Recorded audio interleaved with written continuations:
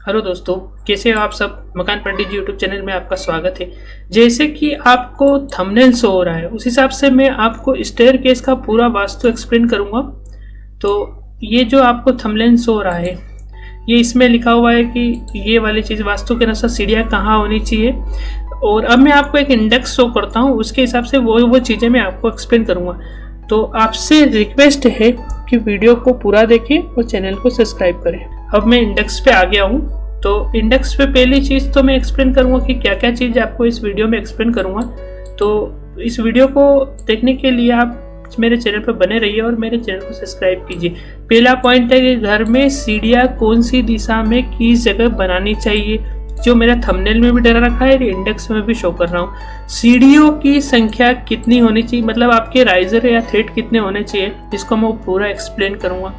फिर ये सीढ़ियाँ की गिनती कैसे लगाते हैं अपन, इसको भी मैं आपको वीडियो में एक्सप्लेन करूँगा। सीढ़ी का माप कितना होना चाहिए आपका पर्टिकुलर, इसको भी मैं आपको पूरी तरीके से एक्सप्लेन करूँगा। देन सीढ़ियों की दिशा, मतलब उसे क्लॉकवाइज या एंटी क्लॉकवाइज घुमाना चाहिए, इसे मैं भी पूरा एक्सप्लेन करूँगा मैं। तो ओवरऑल ये सब चीज़ें देखने के लिए आप मेरे चैनल पर बने रहिए। अब मैं आगे बढ़ता हूँ और आपको वास्तु कंपास से आपको चीज़ें समझाता हूँ। तो आप इस तरह की वीडियो को देखने के लिए मेरे चैनल पे बने रहिए। तो अब अपन चलते हैं वास्तु कंपास की तरफ, ठीक है। तो वास्तु कंपास की तरफ मैं इस वीडियो को मूव करता हूँ। तो अब मैं आ गया हूँ आपके सामने वास्तु कंपास को लेके, जिसकी वास्तु कंपास आपको शो हो रहा होगा। इसमें डिटेल चीज़ आपको शो हो रही होगी कि ईशान कोण आपका, पूर्व दिशा वगैरह सब चीज़ें आपकी शो हो रही होगी। तो ये कोने वगैरह भी आपको प्रॉपर तरीके से शो हो रहे हैं कि ये ईशान कोण है आपका, ये अग्नि कोण है, ये नैऋत्य है, पश्चिम दिशा। अब मैं डिस्कस करूंगा कि किस दिशा में आपको स्टेयर नहीं प्रोवाइड करनी चाहिए। उसके बाद मैं डिस्कस करूंगा कि किस दिशा में आपको स्टेयर प्रोवाइड करनी चाहिए। तो जो नहीं प्रोवाइड करनी चाहिए उसको मैं रेड कलर से शो करूंगा। तो फर्स्ट पाल जो आता है आपका, ये आता है ब्रह्म स्थान आपका, जो प्लॉट का सेंटर रहता है। थोड़ा सा मैं इसको मिनिमाइज करके दूसरे कलर से शो करता हूँ कि आपकी एक लाइन को, प्लॉट की एक लाइन को यहाँ से ड्रॉ करते हैं और दूसरी लाइन को यहाँ से ड्रॉ करते हैं। ये लाइन टेढ़ी जा रही है लेकिन वो एग्जैक्ट सेंटर यहाँ पे आएगा। तो ये आपका ब्रह्म स्थान होता है। यहाँ पर आपको सीढ़ी नहीं प्रोवाइड करना चाहिए। तो यहाँ पर आपको सीढ़ी अवॉइड करना चाहिए, किसी भी कंडीशन में यहाँ पर आपको सीढ़ी नहीं प्रोवाइड करना चाहिए। अब बात करते हैं अपन, रेड कलर से मैं आपको चीज़ें शो कर रहा हूँ। तो यहाँ पर जो ये ब्रह्म स्थान है, इसको आपको किसी भी कंडीशन में आपको स्टेयरकेस नहीं प्रोवाइड करना चाहिए। दूसरी चीज करते हैं आप ईशान कोण। ईशान कोण जो रहता है आपका पूर्व दिशा, मैं इसको दूसरे कलर से शो करता हूँ तो ज़्यादा अच्छा रहेगा।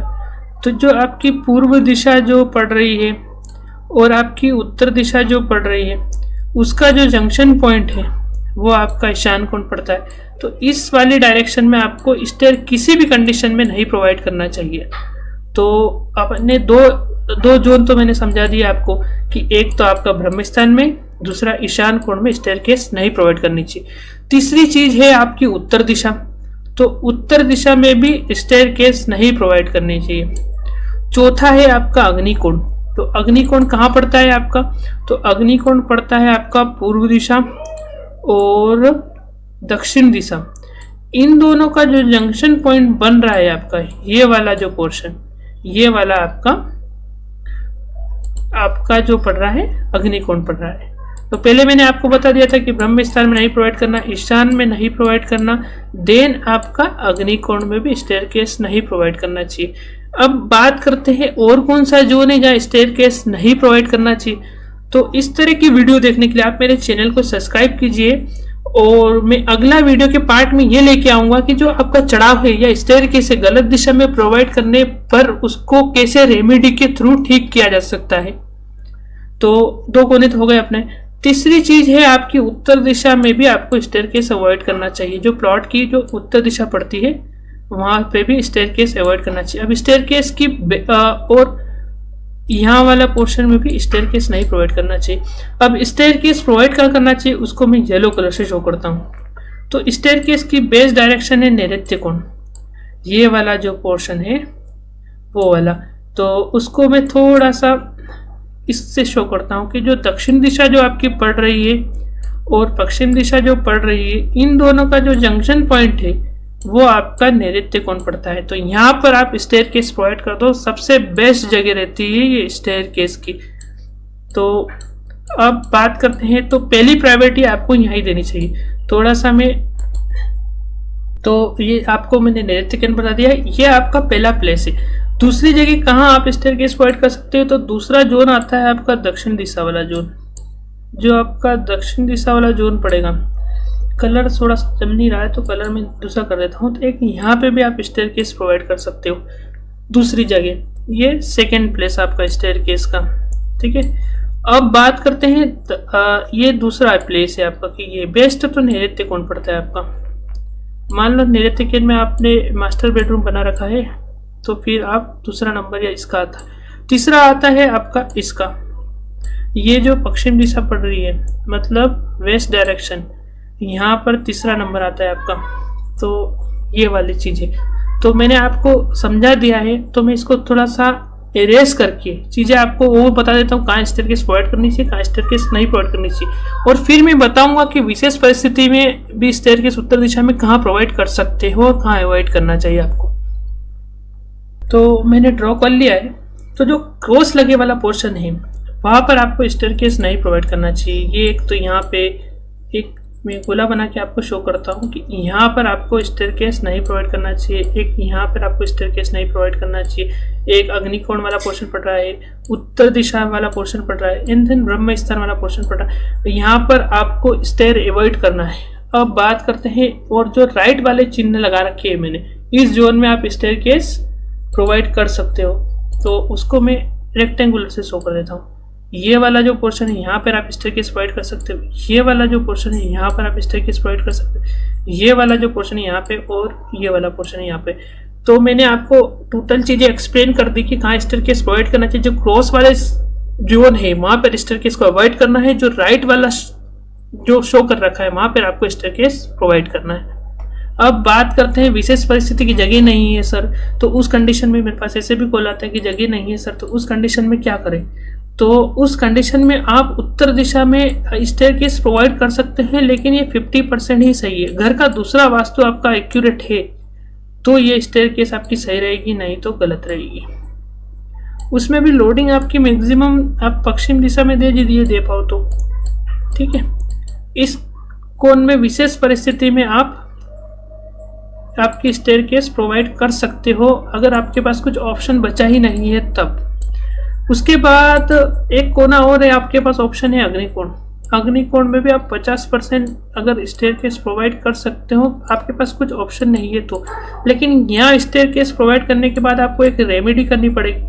वो रेमेडी स्टेयर के ऊपर यहाँ पर एक पंचमुखी हनुमान जी की चित्र लगा देना आप यहाँ पे, तो आपका जो स्टेयरकेस का वास्तु दोष है वो रिमूव हो जाएगा। तो विशेष परिस्थिति में आप यहाँ पर और यहाँ पर जो आपकी स्टेयरकेस है वो लगभग 50% सही रहेगी, 50% सही रहेगी। ये तभी सही रहेगी जब आपके दूसरे वास्तु दोष घर के ठीक है, तभी 50% केस में आप स्टेयरकेस यहाँ प्रोवाइड कर सकते हो, अन्यथा नहीं कर सकते हो। और बाकी जो जोन है अब दूसरा कोई ऑप्शन नहीं है।